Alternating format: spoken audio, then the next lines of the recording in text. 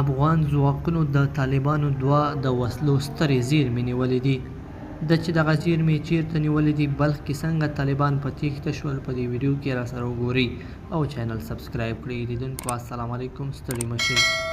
د 209 شاهین قلعه اردو وایي چې افغان ځواکونو د بلخ په نهر شاهي ولسوالۍ او د لوګر ولایت محمد اغې ولسوالۍ کې د طالبانو دوه سترې ډیپوګانې نیولې او د دوی یو شمېر وسلې لاسته راوړي دي.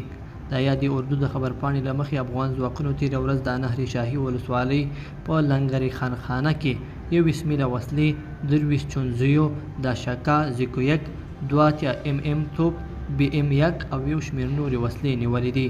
دغه راز افغان ځواکونو د محمد اغې په جات بازک کې 1 میل کرابین، 2 کلشینکوفه، 2.5 میلي ګرامه المونیم نایتریټ، 4 پیکاوي او بېلابېلې نورې وسلې نیولې دي.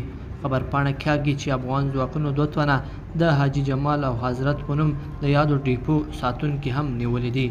بلخو افغان ځواکونو نن د بلخ ولایت په بلخ ولسوالۍ کې 15 طالبان وژلي او نورې ټپیان کړي دي.